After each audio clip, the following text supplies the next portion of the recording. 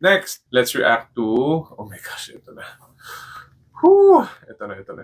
Ticket to Heaven trailer. Ibig sabihin, may trailer na. Pag may trailer na kasi ang GMMTV, ibig sabihin, malapit na ipalabas yung series. Pero kakatapos lang, ang bilis ha, kakatapos lang nilang mag-shoot. Sabi nga ni P of August daw to ipapalabas. Anyway, ito na. Ibalik ko lang ulit. We're watching Ticket to Heaven trailer. Okay, I'm just making sure na meron siyang subtitles. Okay, 1, 2, 3, play. ต่างของมนุษย์หรือภาษาทูตสวรรค์ได้แต่ไม่มีความรักผมก็เป็นเหมือนค้องหรือชิงชาบที่ส่งเสียง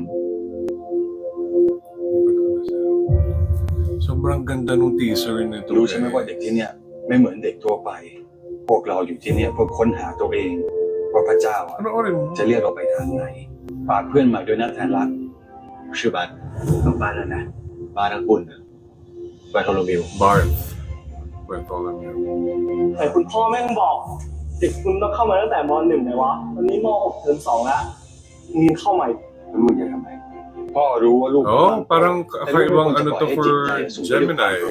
มึงเลิกทำผิดกฎสักทีได้ไหมวะ Kakaibang ไปกันจริงเหรอ character. ไปกันดิ Parang siya yung bad influence for เพื่อน once. เพื่อนยังไงเพื่อนเนี่ยตอนไหนวันนี้กูเจ้าไปฟัง Ala, it's giving me goosebumps. มึงชื่อเรื่อง Agad. จริงวะถ้ามึงศรัทธามากพอมึงจะสัมผัสถึงพระองค์เอง Ang galing talaga ni มึง P.O. เลือกได้มึงจะเลือกเส้นทางนี้ปะ Oo. Kaya sobrang excited din ako eh. ใจผมก็ไม่ได้นิ่งขนาดนั้นหรอก เวลากูอยู่ใกล้มึง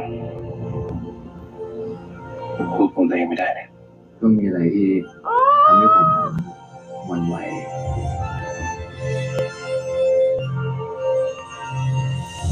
Ayan, taray. Trailer pa lang may ถ้า halikan. มีบางความรู้สึกที่ทำให้เรารู้สึกไม่ดี มันเป็นความผิดนะครับลองปล่อยไปก่อนดูแม่ Tapos you know what's interesting to me about this is because, di ba predominantly hindi naman Catholic ang ให้มีหัวใจ Thailand. ให้มีความรู้ Pero สึก ito kasi Catholic, yung setting, yung religion ng mga bata. Di ba? กู Wala แค่ pa ako. ไม่เห็นมึงยิ้มมานานแล้ว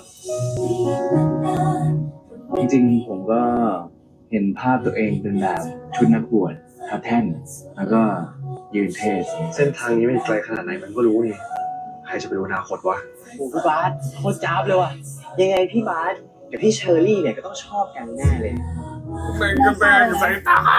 ชอบใครก็ต้องเก็บไว้คนเดียว มองตัวไหนดีกูไม่อยากโดนแม่งเล็งลูกต้องถามตัวเองว่า Ang dami na agad ลูก kissing. อยากจะอยู่กับความรักนั้น หรือว่าอยู่กับพระองค์ Ah, okay. So yun yung pinaka... Oh my God! ก็พอละ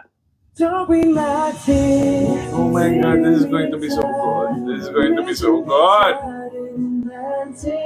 มึงไม่อยากไปเจอพ่อกับแม่มึงบนสวรรค์แล้วเหรอ ยังมีพระเจ้าสอนให้เรารักกัน แต่เราไม่รักกันไม่ได้โลกนี้ไม่จะมีพระเจ้าหรือไม่ พระเจ้าช่วย Oh, that was so good. That line was so good. Ay, เรา kayo. อยากให้ลู Oh ก my คิดให้ดี gosh. นะเพราะความรักครั้งเนี้ยมันนำพาลูกไปทางไหนแต่เส้นทางของพระองค์มันไม่ง่ายเลย Oh my gosh, this is going to ruin us. Ah, my God. That was so good. ติดตามชม Ticket to Heaven เด็กชายไม่ไปสวรรค์ทุกวันเสาร์เริ่มตอนแรก May premiere na sila sa May 30th? เวลา 2 ทุ่มครึ่ง Bakit? ทางช่อง GMM 25 และเวลา 3 ทุ่ม ganun ครึ่ง naman. รับชมย้อนหลังที่ได้ทางวิวเท่านั้น Oh my God, that was so good.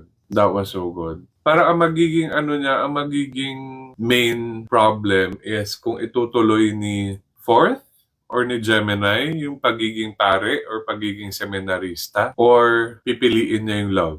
Tapos may magandang line doon na parang bakit pa may God kung hindi naman natin pwedeng mahalin kung sino yung gusto nating mahalin. Parang ganyan. Ay, Diyos ko talaga yung P.O.F. Nakakaloka siya talaga. Siya na talaga dapat ang gumagawa ng lahat ng BL. Sa totoo lang. Napakahusay. Nakakainis.